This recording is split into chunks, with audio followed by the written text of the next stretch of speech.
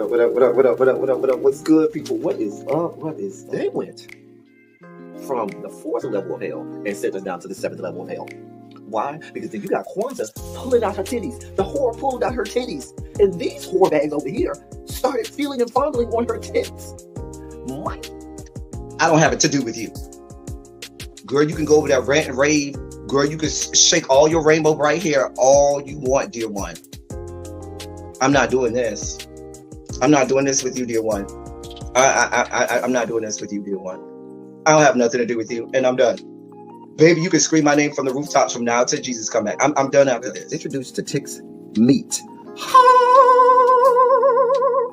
Do you see what I see? Did y'all really let, hello, casting wardrobe, y'all let him roll up out of wardrobe with these fans on, giving us all of this, thinking we were not going to see it? We have been waiting with bated breath and anticipating all season long for the slightest glimpse, and y'all just put it out there this episode in all of its magnificent glory. Listen, that young man said, baby, you ate on this first date, you giving up the cooch on the first date, okay? Or you gonna run me my coins? Run me my cooch or run me my coins? Run me my cooch or run me my coins? Run me my cooch or run me my coins? That's our new theme song. That is the new song. Listen, somebody need to put a beat to that. Run me my cooch or run me my coins. Run me my cooch or run me my coins. That's what y'all got going on. Called out Sandcastle. Sand, bitch. Ow. Oh my God, it was so funny, girl. Woo, baby, listen, let me tell you something. This shit started to turn into the precursor for some gay porn. That's what I thought it was. Because Big T is getting all, the voice starting to go deeper and get a little more wet and moist and sentimental and all this shit. And it was real gay at this point. Like, I thought the bitches was gonna, I thought Lil Murder was gonna turn Big T around and do him like he did Uncle Cliff and do the grease it up with City Lou and ran right in there. It's not a coincidence that Big T started off the conversation by trying to find out if Lil Murder was fucking Mercedes, which he found out he's not. It's also not a coincidence that he would start talking about prison. Why? Because the bitches was probably fucking in prison. Girl. Uncle Cliff, you better go get your man. Big T got plans for that. Well, he had it on look like something Big Bird vomited up or something like that. Like, I did not like it. That Big Bird couture he was going for, it did not work. Like the pastor of a gay mega church on Easter Sunday. Okay, it was way too much sequins. He had way too much makeup. Baby, his face looked like Yala Van Zam's neckline. Okay, just way too much makeup, clumped here everywhere on his face. Get it together, sweetheart.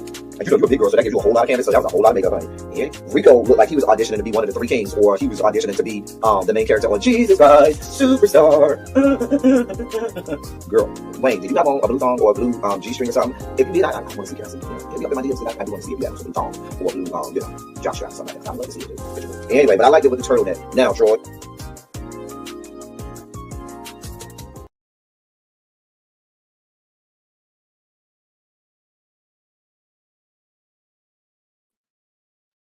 Hey y'all, what's going on? Give me a second. Oh.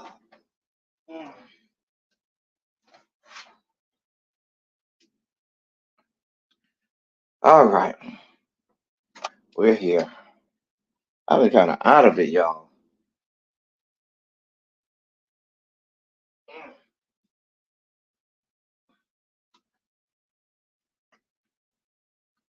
All right. Let's get this party started, right? Let's get this party started quickly. I have been kind of out of it, y'all, today. Whew. I went yesterday, and why is this so low? God. Okay. Oh. All right. There we go. All right. Here we go. So I went yesterday afternoon to get my COVID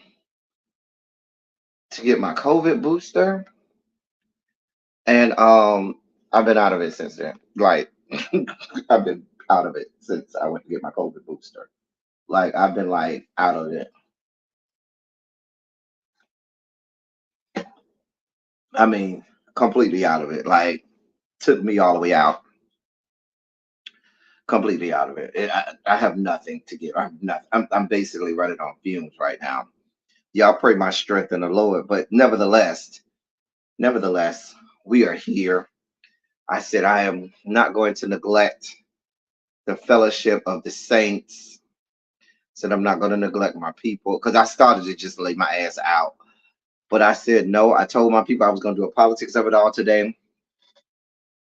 So I got myself some Gatorade. I called my doctor. My doctor's like, "You'll be fine tomorrow." I said, "Okay," because I said, "Oh, this thing kind of, packed a little wallop." So my doctor was like, I figured as much. She was like, "Just take it easy today. You'll be back to 100% on Friday." I said, "Okay,"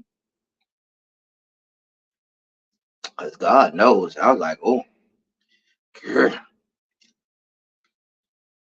Anyway, let me say hi to y'all in this good chat. Hey everybody. Hey Lemon Kush Pepper. Hey Tracy C. Tracy C. Sharice. Morgan. Cams, my love. Y'all, Cam's trying to cheat on me with one of my frat brothers.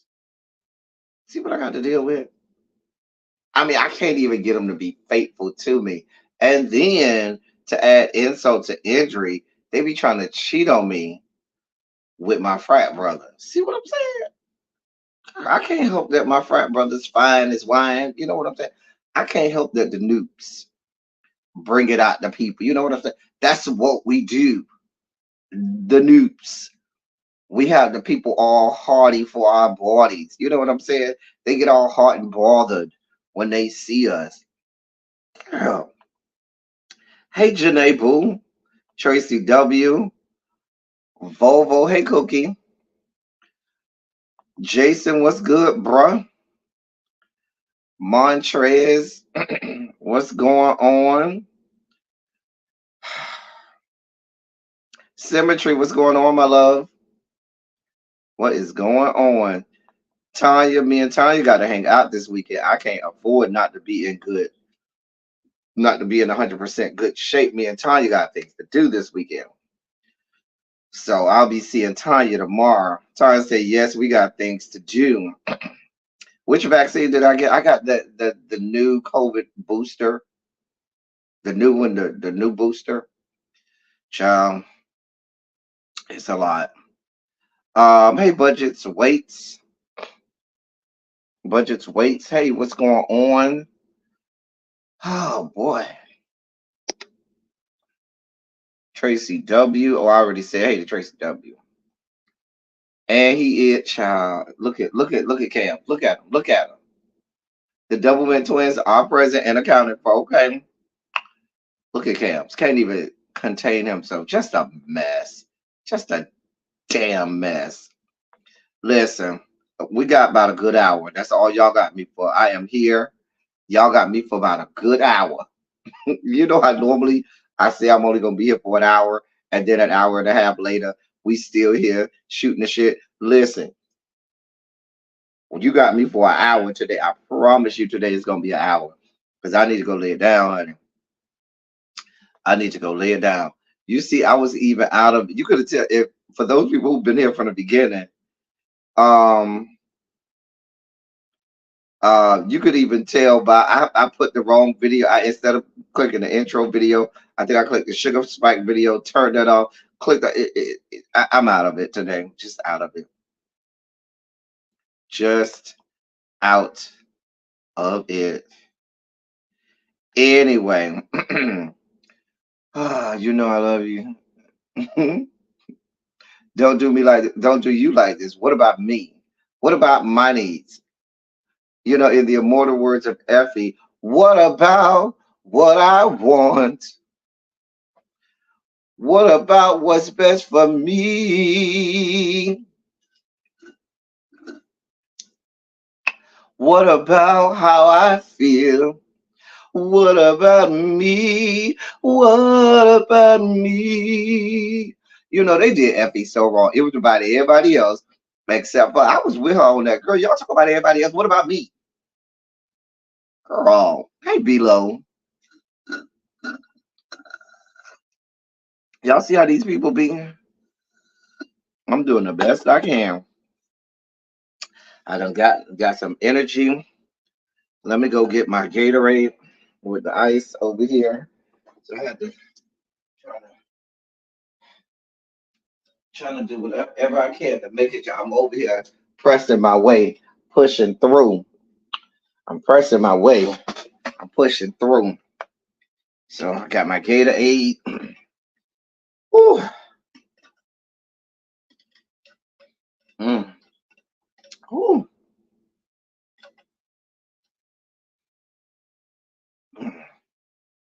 Right, Morgan Curtis was supposed to love me.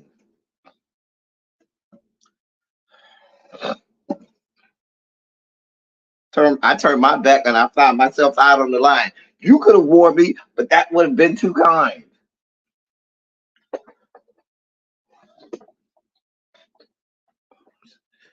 See, Cam was supposed to love me. Cams was supposed to love me. Now you're lying. I never been so thin. Ow, that's my part right there. Now you're lying. I never been so thin. Ow, girl.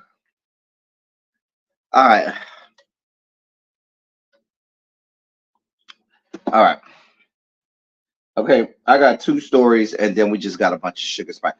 Do you want to do the sugar spikes? Y'all let me know. Sugar spike moments first, or the other politics? Let me know what y'all want first. Hey, sweet pea. Y'all let me know. Sugar spike moments first, or other politics? Hey, lovely 31 blueprint. Hey, everybody. I see y'all rolling up in here. Y'all let me know what y'all want.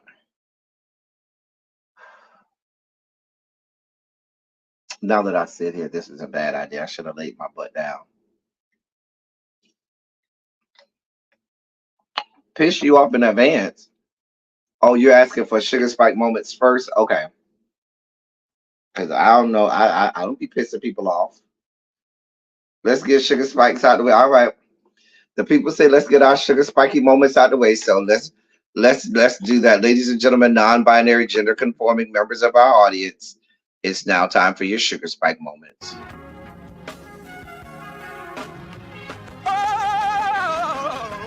Oh, God. You see, this is the part that I like. Major sugar spike. So love the world. I want to fight. That he gave his only begotten son. Major sugar spike. And shall ever believe. Major sugar spike. They shall not perish, but have everlasting life. Taste the biscuit. Jesus! I wish somebody help me. Jesus. Oh, child.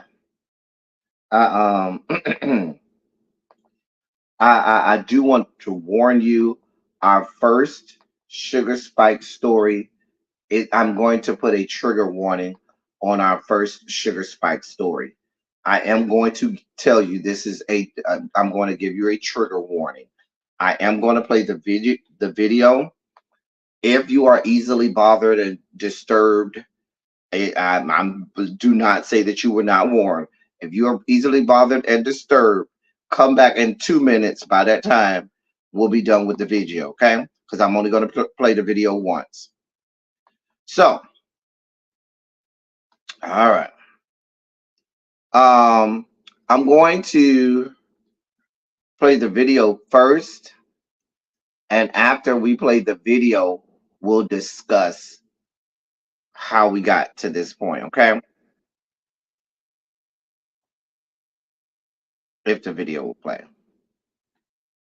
Oh, please don't do a commercial. Please, please no commercial. And there's going to be a commercial.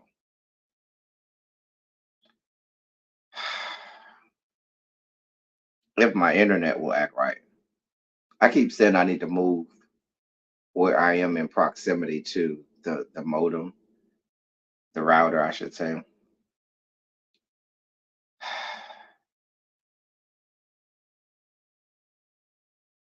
I apologize for the technical difficulties, y'all. I apologize. Hold on, y'all. Hold on. Hold on just a second.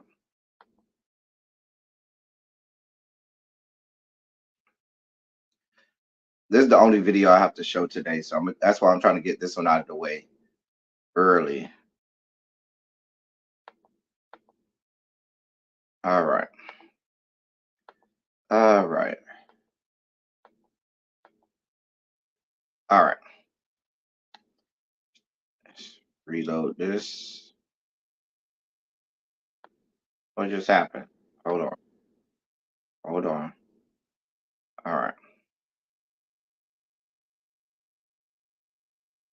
All right. Here we go. We're in business now.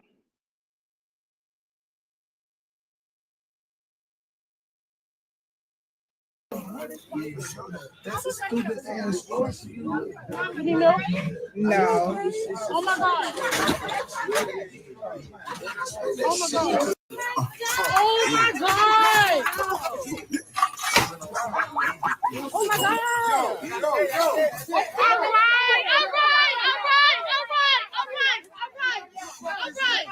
You don't have to do all that.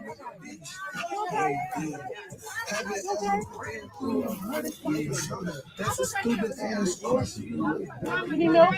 No. Oh my god. Oh my god. All right. So that's the video. I'm not going to show it again. Now,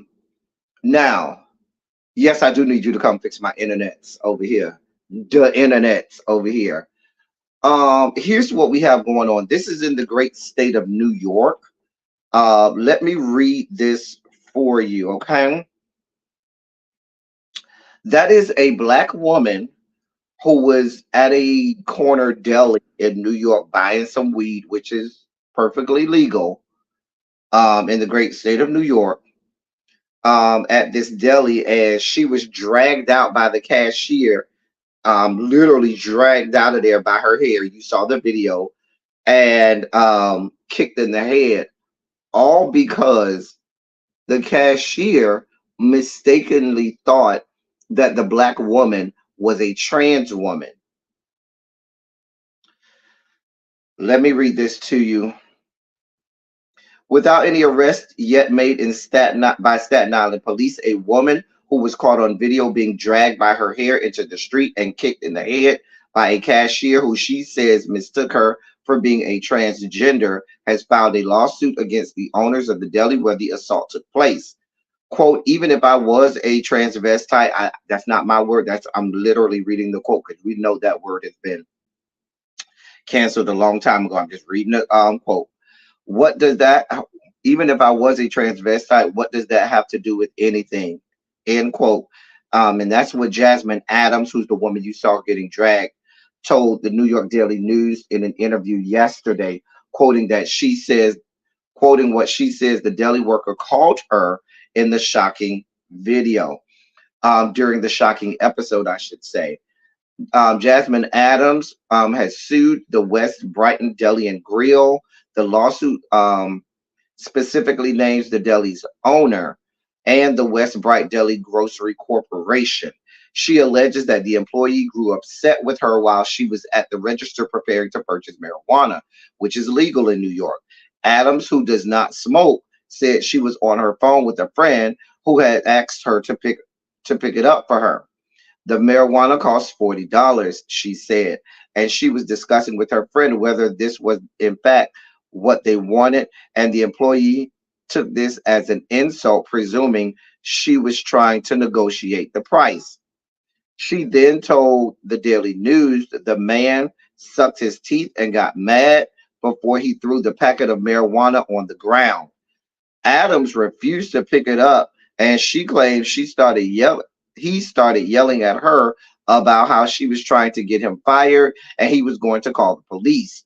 She says she told the man she just wanted her money back, and that's when he And that's when he heard, and that's when she heard him call her a transvestite.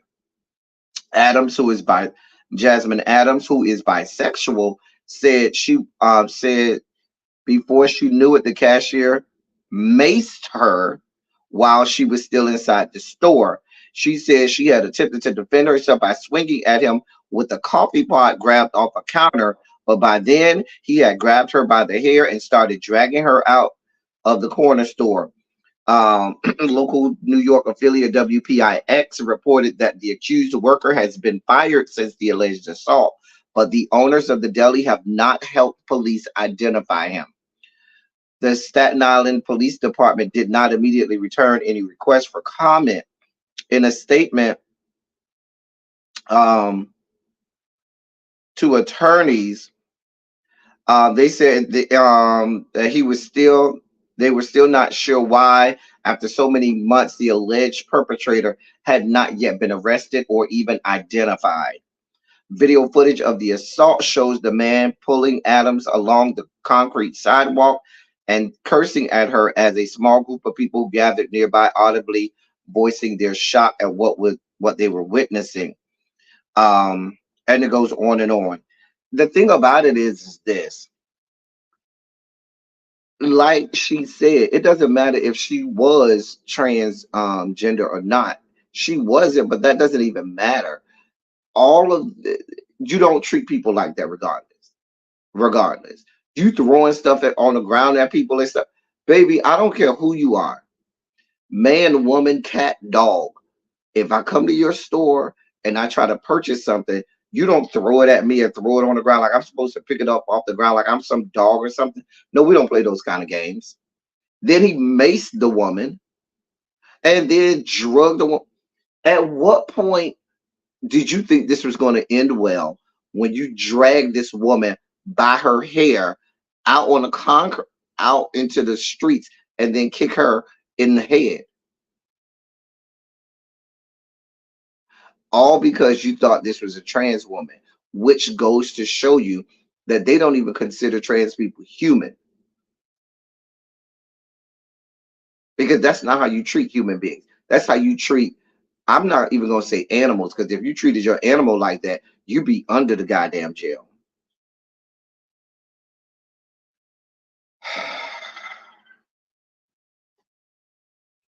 This is what we have going on in the great state of New York. The the um the owners of the restaurant have yet to try to help the police identify the cashier, which is even more egregious and disgusting. Like, how is that even legal for you to withhold or the information that they need in this investigation?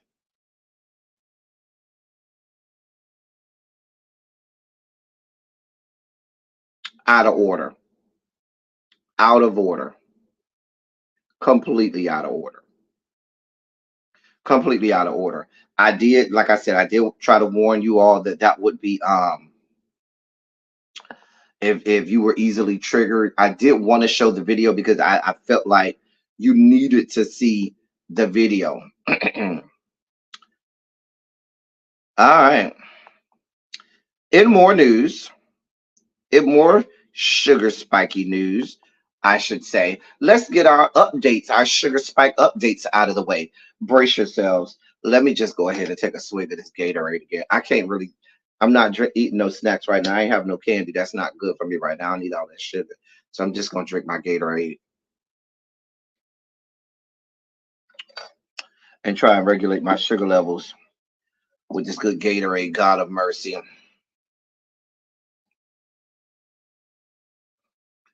Y'all don't claim them, Tracy.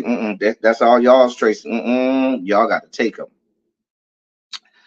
We have been we've been on top of the story of our boy Daryl George from inception.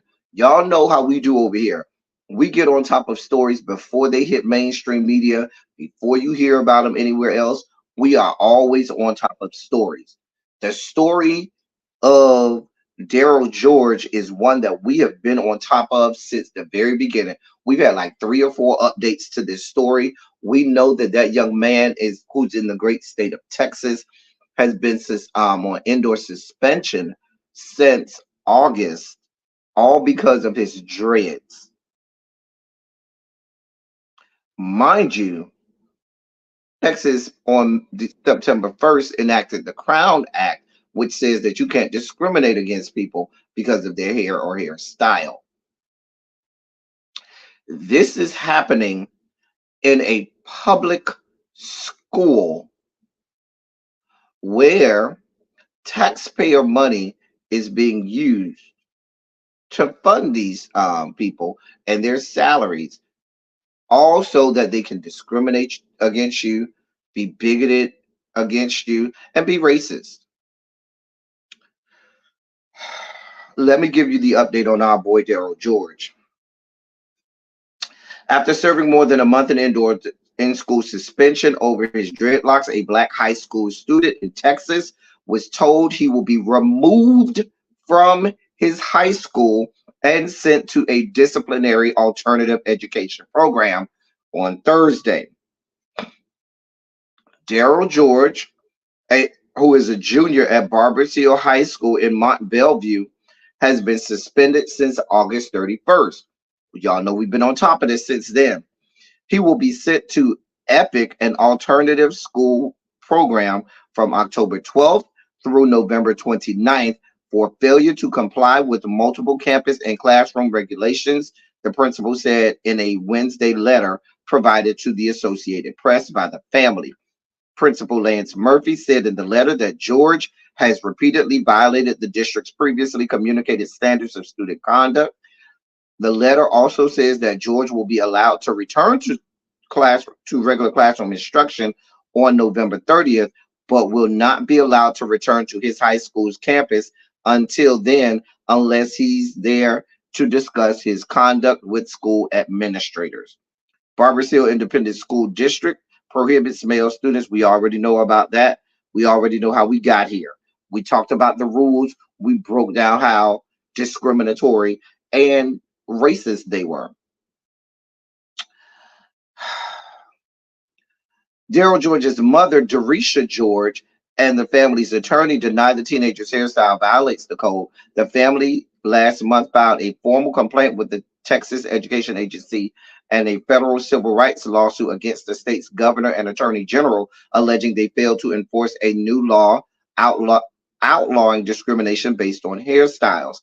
The family alleges George's suspension and subsequent discipline violates the state's Crown Act, which took effect on September 1st.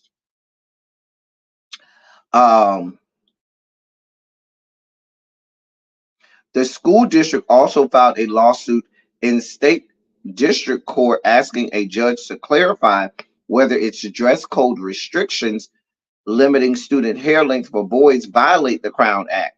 The lawsuit was filed in Chambers County, east of Houston. Daryl George's school previously clashed with two other black male students over the same dress code.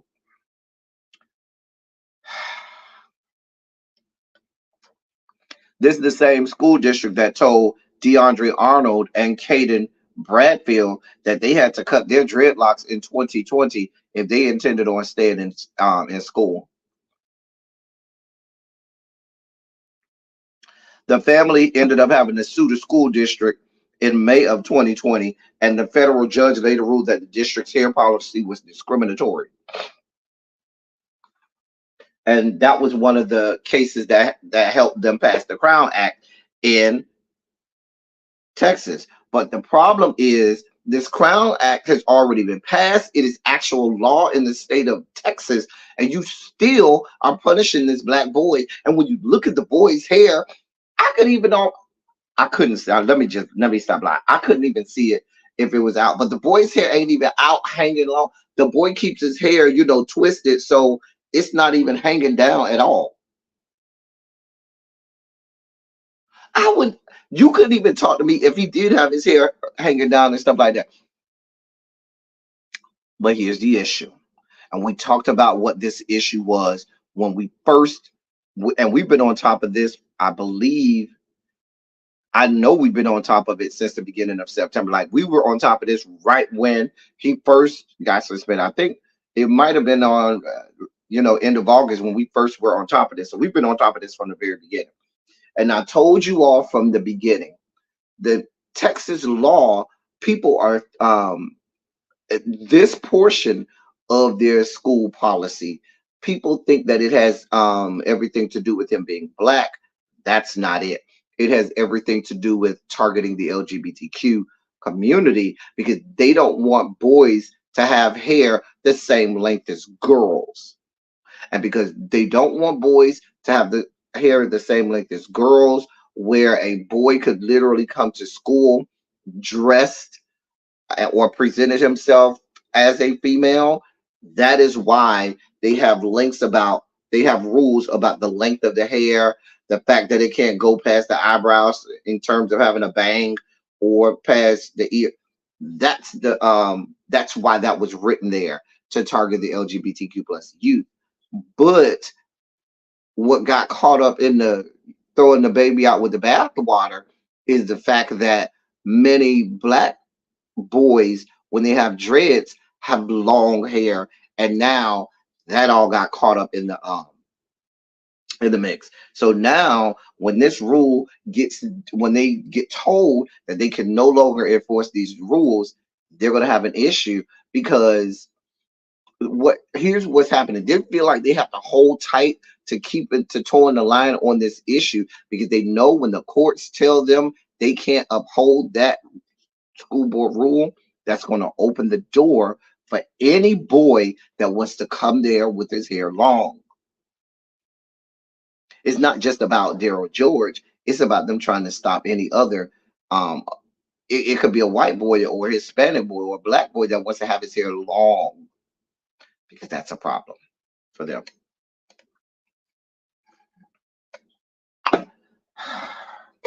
I'm sickened. I'm glad that the family is suing the state of Texas because Governor Hot Wheels and the Attorney General, they just sitting there like nothing to see here. Yeah, we just gonna let y'all discriminate against this boy and keep him out of school when the same school district has had issues in the past with the same rules and policies, and a federal judge already told y'all this shit is discriminatory. And here we are again. Baby, when I tell you the amount of fines and sanctions that school district would have on them, everybody's head would roll. Fire everybody in there. The principal would fire him and have his whole education and teaching credentials snatched from them. You're a whole hot mess. These are the people who you want to lead school systems. These are the people who are in charge of our children, who are blatantly racist and discriminatory toward our children. These are people who we're paying with our tax dollars to be racist, bigoted, and discriminatory toward our children. And we're just supposed to sit here and go along with it. Like, oh, okay, nothing to see here. We're okay with it. I'm sickened. That young man has not been in school in class since August. We're in the middle of October. So you're talking about 6 or 7 weeks now. He's been out of class for no reason. And you've been violating Texas law. God forbid, please be clear. This is the great state of Texas, the first cog in the holy trinity of racism, discrimination, and bigotry. And if you're violating their laws with regard to discrimination, you know you're real out of order.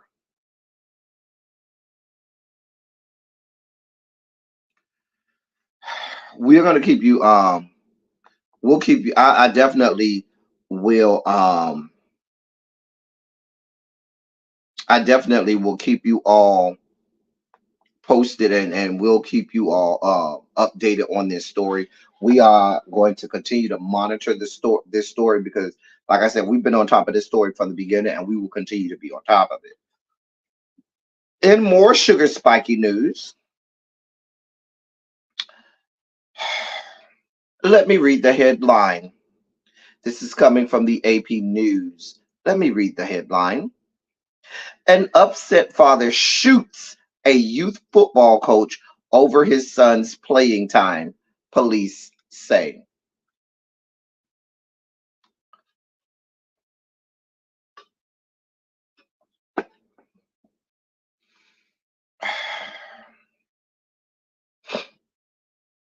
A youth football coach in St. Louis has been hospitalized in critical but stable condition after being shot at practice, allegedly by a father who was upset about his son's playing time, authorities say.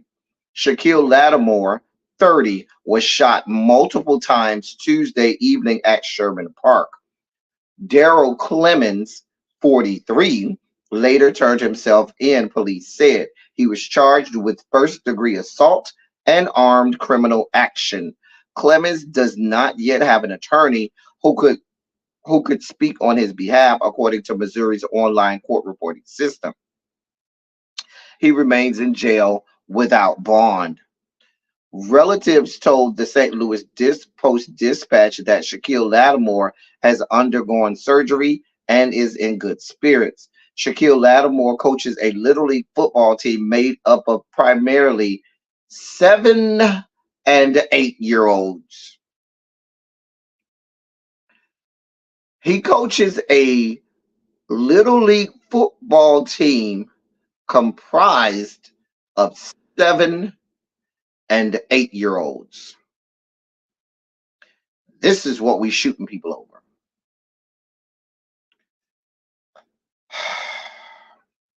Shaquille Lattimore told police that Clemens was, quote, upset with him for not starting his son, end quote, according to a probable cause statement provided Thursday by the St. Louis Circuit Attorney's Office. Samiko Lattimore called the shooting senseless. We're supposed to be bringing these kids off the street and teaching them what to do, what not to do. We've got all these kids traumatized because their coach was shot in front of them. He could have easily hit one of those children, end quote. The Urban League of Metropolitan St. Louis is partnering with the city to offer counseling to the players and others who witnessed the shooting. So you don't went your ass the fuck out here to this park. You got 7 and 8 year old kids out here. These are kids, these are children, these are people's kids. You done brought a gun out here and you done just started shooting this coach. And I don't give a shit what the coach did, how upset you were at the coach, what the fuck you had going on. A stray bullet, you know, mishandled gun or anything, you could have shot one of them damn kids. And you shot this man, this coach, in front of his players. First of all, people in those types of positions, football coaches, soccer coaches, band directors, those types of people are father-like figures for a lot of those children. They look up to them. They hold them in high esteem and in high regard, on a pedestal, so to speak. So when you have a small 7 or 8 year old child that goes to practice and sees their coach ceremoniously get shot, and for all they know, that coach could have died, that child is instantly traumatized, probably for the foreseeable future. You think that child want to go back to practice? What if you're the child who was the one who's ended up starting over the other child, and now you in fear for your own safety, thinking, well, hell, if he shot the coach because the coach started me, who's to say he won't try and shoot me? These kids are traumatized. 7 and 8 year old kids. I don't care if the kids were 17 and 18. I don't care if they're 27 and 28, 37 and 38. You cannot be going out here shooting people because you mad because your son didn't get the start. This is the fuck shit we got going on.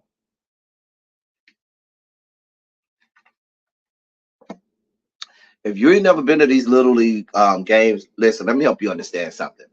Those parents for little league games, be it soccer, basketball, football, track, whatever it is, those parents are like rabid dogs. They are some of the worst people imaginable. These are the ones that be in the stands, getting in fights and all kinds of shit, trying to live vicariously through their kids because they raggedy asses that make nothing out of themselves when they were young, and so now they're trying to live their own lives vicariously through their kids. The kids all embarrassed. They fighting referees. They fighting other parents. They fighting the coaches, and now we out here shooting people. Why would so? What's going to happen is it's going to get so bad. Nobody's going to want to do this anymore. Who's going to want to subject themselves to possibly dying at the hands of some lunatic ass parent that has a problem because you said, "Hey, these are 7 or 8 year olds," and I think that it's appropriate that for 7 and 8 year olds, everybody gets an opportunity to play. This week, you know what? We gonna let Lil Bobby start today because Lil Bobby, we know Lil Bobby ain't got no chance of going nowhere. But you know what? The mama and daddy paid the money so he could be out here on this little league team with us. And let's go ahead. You know, these 7 or 8 year olds, they can get the participation trophies and orange slices.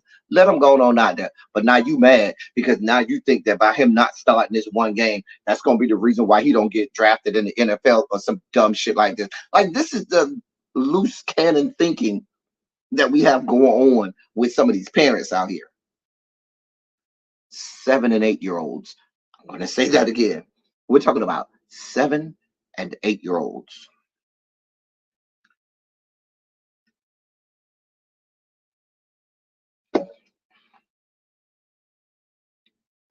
This is what we got going on. This is what we got going on.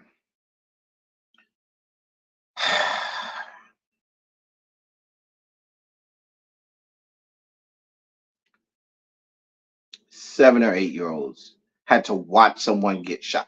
I'm wondering why he hasn't been charged with attempted second degree murder. That's I'm wondering why that man is not charged with attempted second degree murder because that's what that is. If you're shooting somebody, you intend on killing them. That is attempted murder, if you ask me. I'm trying to figure out why he hasn't been charged.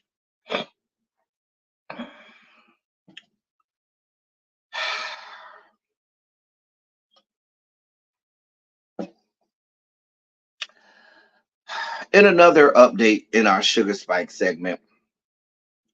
So remember the teacher that we've done about 2 or 3 updates on this teacher.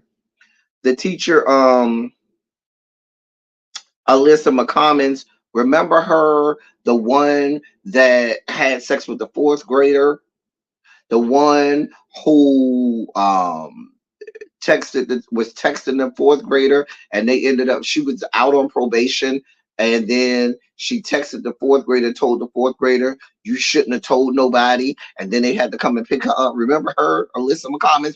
We've been giving you the update on her. Remember the last update we had was she was telling people that she thought she was pregnant with the 12-year-old's child. Remember that? That was our last update. Here's the new update on Miss McCommons.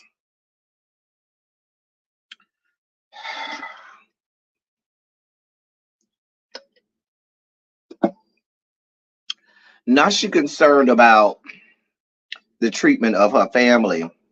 Let me read this to you. Alyssa McCommons' family is experiencing some ridicule after the Tennessee elementary school teacher was accused of raping a minor, according to her attorney.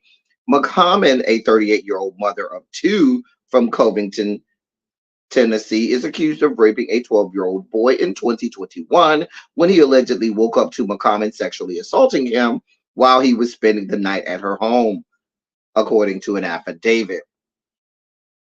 Yeah, Sharice, you've been here. We've been. This is like our 3rd or 4th update on Miss McCommons. We've been keeping you up to speed on this one. According to Miss McCommons' attorney, he said, quote, "She's a human and she has a family too. And there are victims, arguably, on both sides of this case, regardless of her guilt or innocent. She's got two minor children herself. They had to pull them out of school and they're experiencing some ridicule. End quote.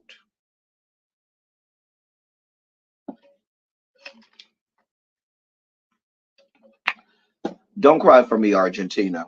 The truth is, I never left you. Don't cry for me, Argentina. Baby, you should have thought about that. You now all of a sudden, you thinking about your two children. Oh, girl, were you thinking about your two children when you were over here sexually assaulting someone else's child? Because you only thinking about your children. Did you forget the child who was sexually assaulted? Y'all focusing on this white ass heifer, this white woman descended from the Caucasus Mountains, because damn the victim, damn the child. Y'all focus on this white woman. And I told y'all a long time ago, white women are some of the most heinous people walking the face of the earth, and they have been the reason why whole civilizations and empires have been burned to the ground. And here we have a 12-year-old child that has been probably forever, traumatized because of the sexual abuse and the sexual assault that she is alleged to have committed on this child. And instead of us focusing in on the victim and what they are experiencing probably mentally and how they are probably going to need to, sit down with therapists and psychiatrists and things, instead of us focusing on the victim, y'all want us to focus on her and her kids. Girl, I can't. The lawyer also added that he knows McCommons' husband very well after they worked at the sheriff's deputies together. Quote, my perception had always been that they were good folks. And so, regardless of her guilt or innocence, any person in this situation would be under extreme stress. And I just have to defend her properly. I have to know that my client is understanding everything and in the right mind of everything. End quote.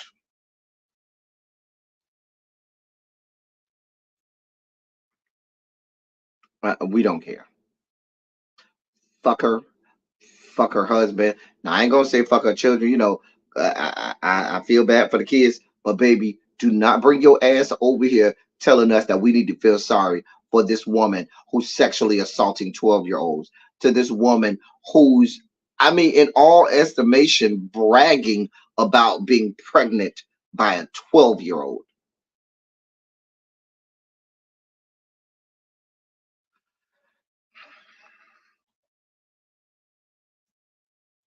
You'll pardon me if I don't give a shit about her or her husband. You'll pardon us if we have no understanding, no sympathy for her or her goddamn family. We don't give a shit.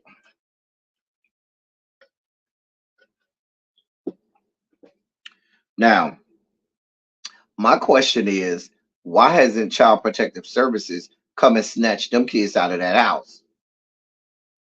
Because clearly they don't belong in a house with people who sexually assault other children. So I would snatch those. If you really are concerned about her two children, go ahead and snatch them out of the house, and maybe put them in the custody of some other family members. But don't look for me to feel bad for this woman. Nope. Nope. Mm-mm. Won't have no understanding. None. In more sugar spiky news.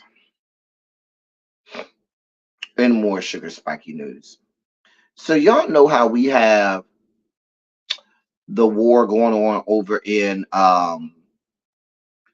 the Gaza Strip right now between Israel and the Palestinians, Israel and Hamas, um, and so forth. So some students at Harvard put out a letter because they were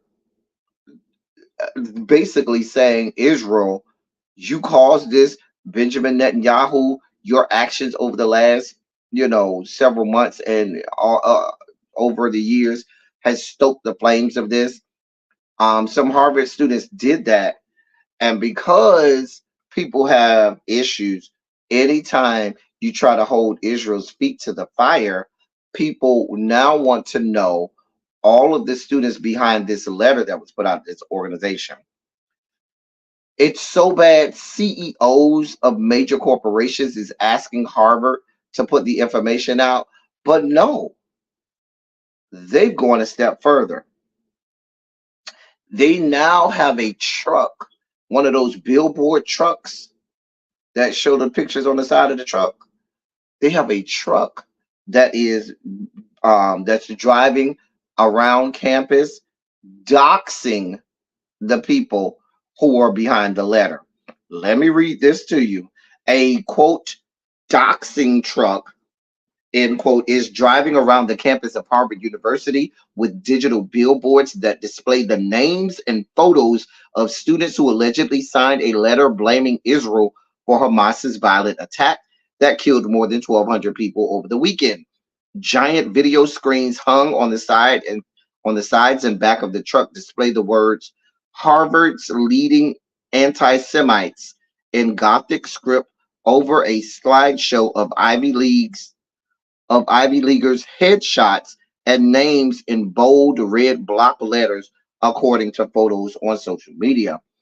Nonprofit news watchdog Accuracy in Media was behind the truck, which showed the students involved in the 34 student groups that signed a letter saying Israel is entirely responsible for Hamas's deadly attack on Saturday. The truck's surprise appearance on campus yesterday was the first day of a multi-day, multi-pronged campaign involving multiple billboards and a variety of other tactics. Uh, um, Accuracy in Media President Adam Gillette told the New York Post. The group deployed the truck because it's, quote, incredibly important to know who the hateful anti-Semites are in our society, and it's important for people to know that their actions have consequences, end quote, Gillette said in an interview with the Post.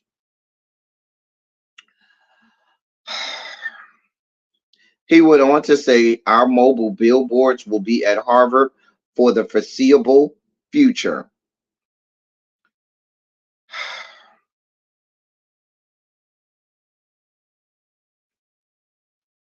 A mess. The vehicle also displayed the website harvardhatesjews.com, which leads to a forum that encourages users to send an email to members of Harvard's Board of Trustees. Quote, tell them to take action against these despicable, hateful students, end quote, the website says. It also offers a pre-written message to send to the board, which reads, quote, as an overseer at Harvard, you have a moral obligation to take a stand against the anti-Semites on campus who issued a statement in support of Hamas, and urges these high-ranking staffers to expel these students and kick their organizations off campus immediately. End quote.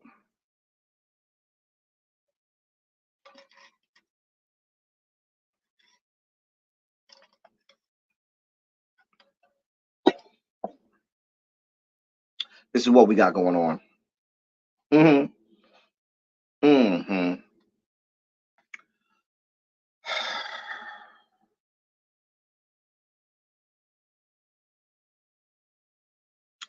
Now, let me read to you what the letter said that the Harvard students wrote. Here's what the letter said that the Harvard students wrote. The letter says the apartheid regime is the only one to blame. Israeli violence has structured every aspect of Palestinian existence for 75 years, from systematized land seizures to routine airstrikes, arbitrary detentions to military checkpoints, and enforced family separations to targeted killings. Palestinians have been forced to live in a state of death, but slow and both slow and sudden. Today, the Palestinian ordeal enters into uncharted territory. The coming days will require a firm stand against colonial retaliation. We call on the harbor community to take action to stop the ongoing annihilation of Palestinians.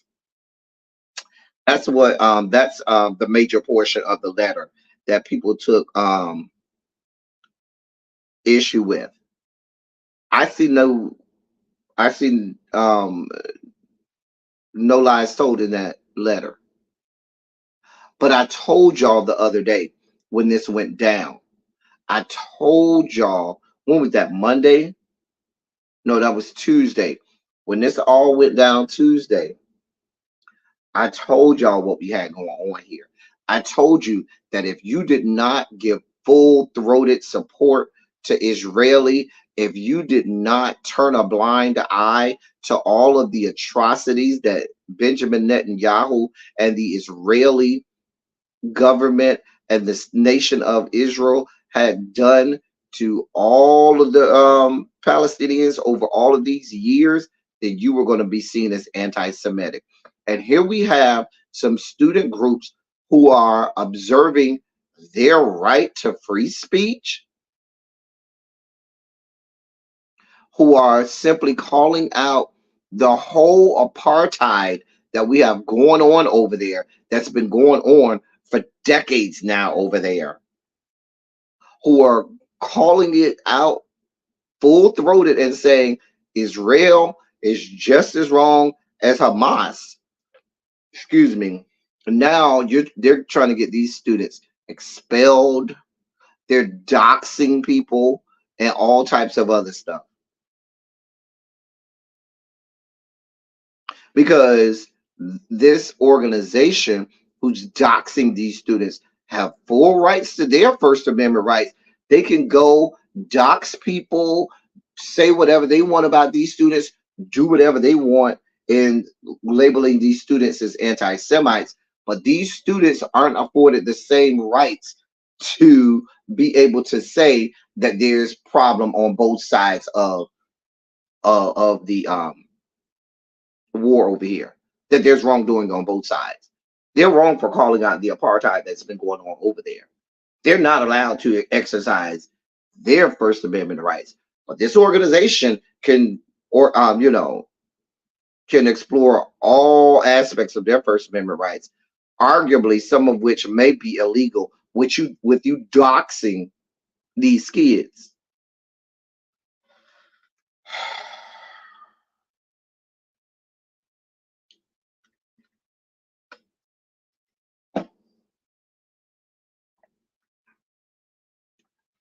It's just ridiculous. Ridiculous.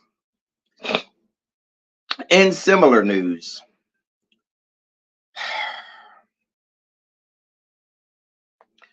y'all's press secretary, Corinne Jean Pierre, or as I like to call her, Corinne Jean Pierre, because you Haitian girl, you can go with Corinne Jean Pierre. For the white people, baby, I know I grew up with Haitians. Baby, it's Corinne Jean Pierre. So, in more news of no one being able to call Israel out for the atrocities that they've done, nobody giving a shit that innocent Palestinians are being killed by the hundreds. We're only allowed to care about the innocent Israeli civilians that are dying. We're only allowed to care about them. We are not allowed to give any credence, to give any attention or any energy to the fact that there are innocent Palestinians that are losing their lives. We're not allowed to speak to that. We're not allowed to speak to the fact that the Israeli government is on record as saying we're going to make sure that there's no power, no food, no energy, or nothing that they could use in order to have life or sustenance in the Gaza Strip. That innocent people, hospitals in the Gaza Strip, and all types of necessary places and edifices in that particular part of the world that could actually do things to help some of the civilians, we're going to make sure that we cripple all of those things. All of that infrastructure, no. Streets, don't worry about that. Roads, mm-mm. Farming, sustenance, nah, y'all don't need none of that. Power for hospital buildings, police, stations, y'all don't need none of that. Oh, you need power? Oh, you can't have that. Oh, you need water to live? Fuck you and your water. So we're not allowed to talk about that.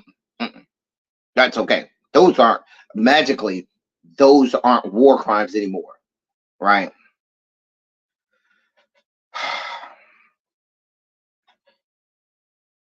So the squad has been called out by Corinne Jean Pierre in her in the White House press briefing. Press Secretary Corinne Jean Pierre was asked yesterday for President Biden's response to the progressive lawmakers who focused on calling for an immediate ceasefire and for the U.S. to stop funding Israel, which I'm agreeing with. Here's what she said, quote, I've seen some of those statements this weekend, and we're going to continue to be very clear. We believe they're wrong. We believe they're repugnant, and we believe they're disgraceful. Our condemnation belongs squarely with terrorists who brutally murdered, raped, kidnapped hundreds and hundreds of Israelis. There can be no equivocation about that. There are not two sides here. There are not two sides. End quote.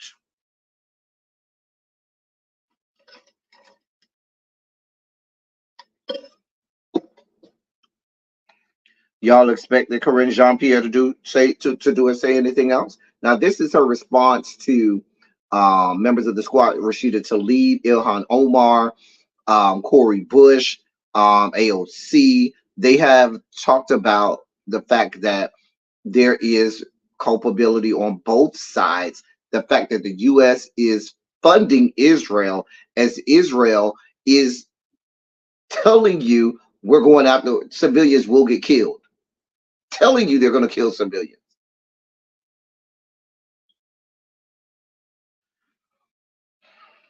Now,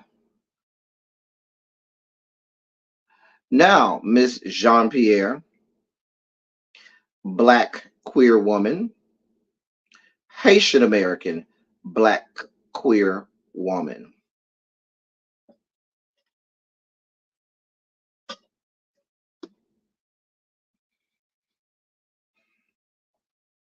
I'm not surprised. Some of these people get to these levels of government and will sell their souls down the creek just to keep the people happy. I applaud Simone Sanders, who got her ass out of Dodge once she saw what was going on in the White House. She said, "Yeah, girl, I'm not here for this shit." And remember, she was working for Kamala Harris, and she kind of got wind of, yeah, they ain't about that life, and say, yeah, I'm getting out of Dodge. Corinne Jean Pierre, who I will admit should have gotten press secretary over Jen Psaki. That's a whole nother story. But she was willing to do and say whatever she needed to do and say in order to keep the people happy. And so here, what we have here is somebody who's going to do and say whatever, no matter how off-putting it is, no matter how wrong it is. You kept your ass quiet, Corinne Jean Pierre, a Haitian American, probably the highest ranking Haitian American in the U.S. government right now, when they were whipping the Haitian Americans at the border 2 years ago. Remember that? And you were silent. You were mum's the word. You ain't have nothing to say. We called you out and dog walked you then. Your own people, you had nothing to say. Y'all have been quiet on all of the atrocities going on over at the border. Y'all have been quiet on a lot of fuck shit that's going on. And for you all to come right out and say, There are no two sides. Let's be clear. What you're saying is, if you're not on the side of Israel, you have anything to do with saying that Palestinians are getting innocent Palestinians are getting killed, and that shouldn't be happening either, then you're wrong. And what it looks like is the United States is okay with and enabling a country to commit war crimes, right? So you're okay. And we've talked about this before any of this happened. For the last few months, have we not been saying Israel is over there committing all types of war crimes against Palestine? Have I not been screaming that over the last several months? Israel is over there committing war crimes against the Palestinians, and America has nothing to say about that. But they got everything to say about what Putin is doing over there in Ukraine. You can't have it both ways. So you got a problem with the war crimes going on over in Ukraine, but no smoke for the war crimes going on over in the Gaza Strip. Just want to make sure I'm okay. I'm clear on this, right? So why would I expect Corinne Jean-Pierre to have the right messaging on this when she's proven in her history she's going to go along to get along? She's going to do whatever she has to do and say whatever she has to say to make these people happy.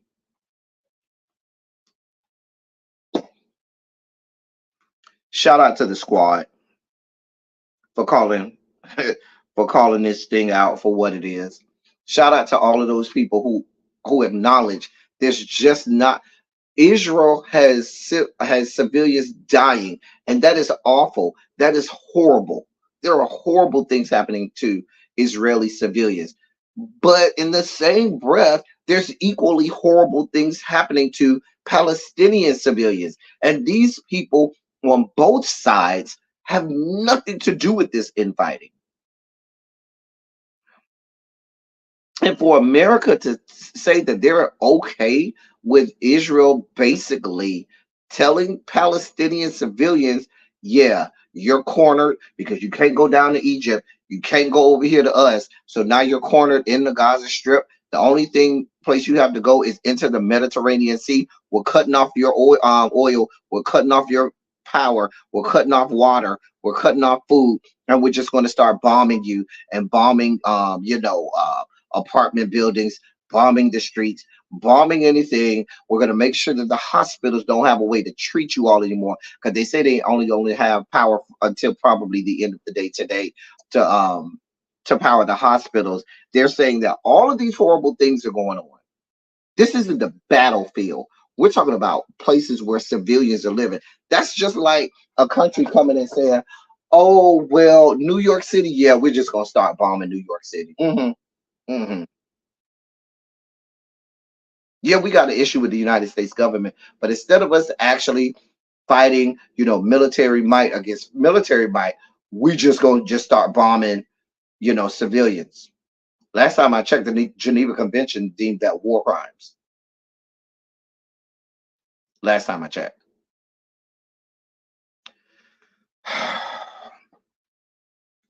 Moving on, let me get to these two stories that we were supposed to do yesterday that we couldn't do because I ran out of time yesterday. And let me do these before I ran out of time.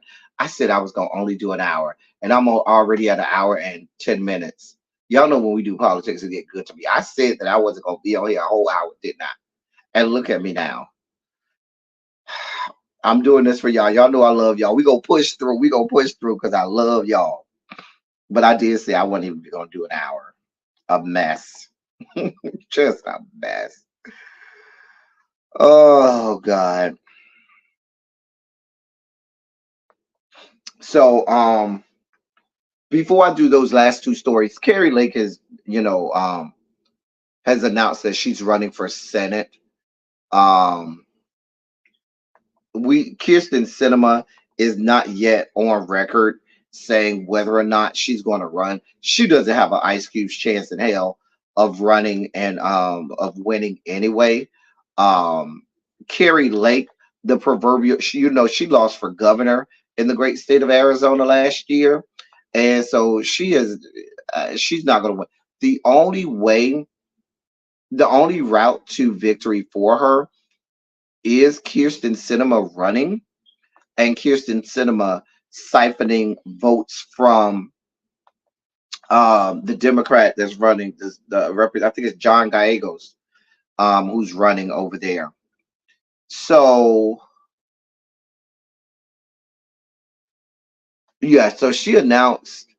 I have Carrie Lake is just a whack job. She's whacked out. Like she is not wrapped tightly at all. Okay, you say Crazy Lake. Camp, that might as well be her name, Crazy Lake, because she's not wrapped tightly. She is not wrapped tightly, and I don't. That's over there with that's Jason's jurisdiction. Jason, that's your area. That's your jurisdiction. These are your people, Jason. Um Now right now the polls are saying that the Democrat that's running, I think his name is John Gallegos. I think it's that. Hold on, let me look it up. I don't want to tell y'all wrong, but I believe um uh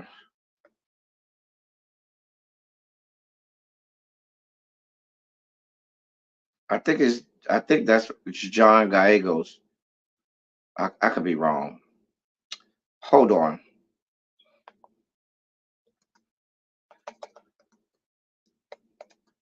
Let me find this for y'all.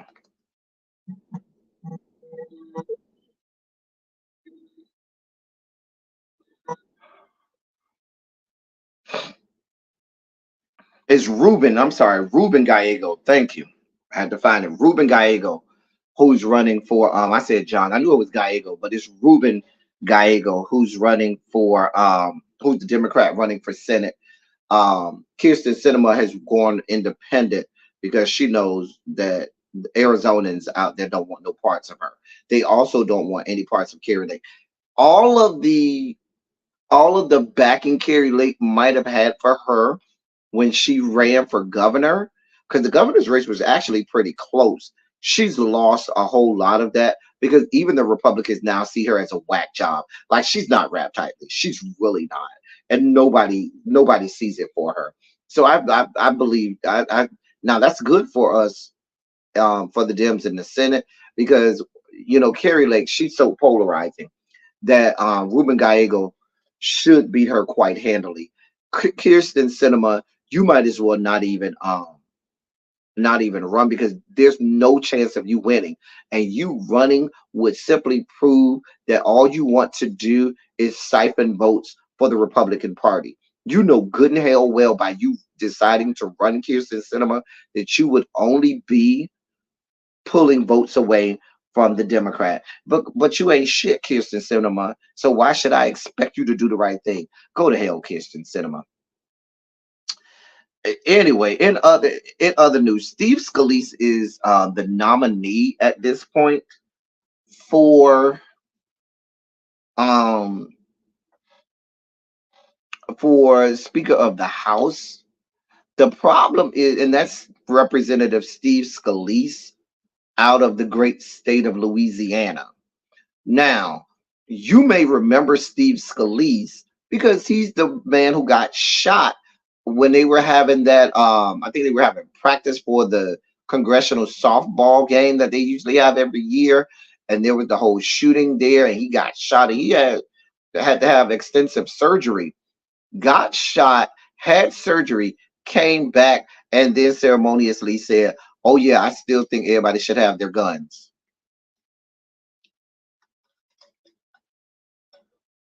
Because idiot boy decided to say, "Oh, because if we had more guns, I probably wouldn't have been shot."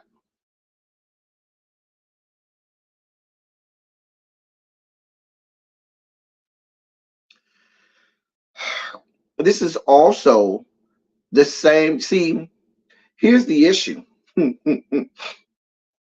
As bad and as horrible as Kevin McCarthy was, the people who they want now are much worse. Steve Scalise is on record saying, "Oh yes, I'm David Duke, just without all of the extra baggage." Grand Wizard, Ku Klux Klan Grand Wizard David Duke. Yeah, I'm David Duke, just without the extra baggage. So you are professing that you are like a Grand Wizard of the Ku Klux Klan, right? Because that's your claim to fame. And that's supposed to make people feel good about putting you in third in succession to the seat of president in these yet to be United States of America.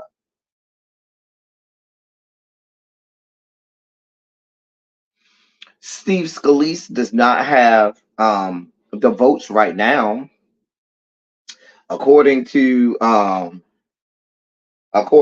latest information out of DC. He's nowhere near 217 votes. Now, the other heir apparent was supposed to be Jim Jordan. We know he's a racist ass whack job that's the head of the Freedom Caucus and one of the most racist and discriminatory and bigoted people sitting in Washington, D.C. right now. Steve Scalise ain't too much better.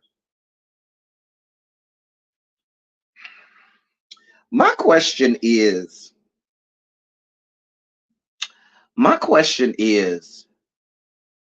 what is he going to see? Remember when Kevin McCarthy was trying to become Speaker of the House, and he had to make all of these um, um,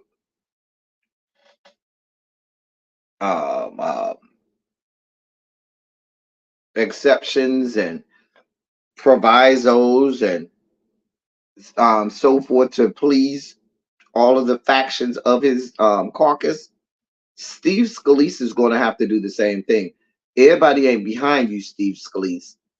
And that's the problem with the Republican Party. As fractured as the Democratic Party is, and it is fractured, generally, even the most left members of the party, when it comes time, will coalesce and galvanize behind leadership and say, you know what, for the better good of everybody in the party, let's just all coalesce behind this one thing and we'll just go from there. The Republican Party have dug their feet in the ground and are saying, yeah, um, oh, we don't give a shit. I don't now. Let me read. There are some people who are very vocal about their problem with Steve Scalise, specifically South Carolina Representative Nancy Mace. She says she couldn't vote for Steve Scalise. At least she can't right now, because before he entered Congress, he delivered a speech to a white supremacist group founded by Ku Klux Klan Grand Wizard David Duke. Scalise later apologized and said he regretted the move, but Representative Mace, who voted to kick out Kevin McCarthy, told Jake Tapper, quote, "I'm trying to reconcile it, and right now I can't," end quote. So you do have on that side at least one person that said, listen, bruh over there with known racist factions, I can't do I can't get with it. But girl, don't try to have some scruples about you now when you're over there lockstep and key with the racist right wing ass Republican Party that wants no parts of black people. Like I don't care about you, girl. Um Here's what y'all girls MTG Marjorie Taylor Greene has to say. She went um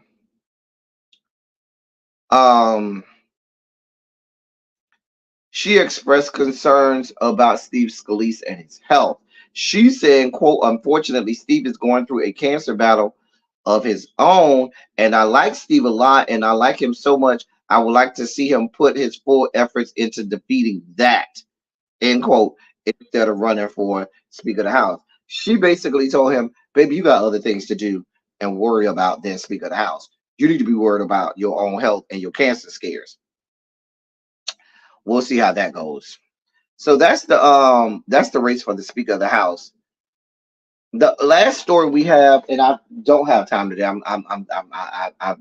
I've exhausted myself now, so I need to go lay down. Is the fact of that Republicans now are specifically the Republicans representatives out of the state of New York are full throated against Governor not governor, Representative John Doe, George Santos. Representative Anthony D'Esposito has already says that he has a coalition of New York Republicans that are putting motions on the floor to have him expelled from Congress. Now, these Republicans are only there because stupid ass Democrats changed the districts to keep progressives out, and by them doing that, made room for Republicans to get in there.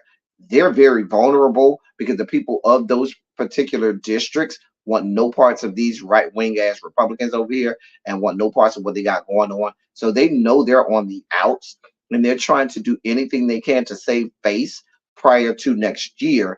And so if they say, oh, we're not here for the establishment Republicans, we voted to expel George Santos, they think that that'll help them look good when it comes time to campaign in their respective districts over in New York, in their congressional district. So you got D'Esposito and all of the other New York Representative Hastings girl that are putting motions on the floor. The problem is they don't have the votes. It takes 2/3 votes of Congress to expel a um a sitting representative, and that's a hard thing to garner.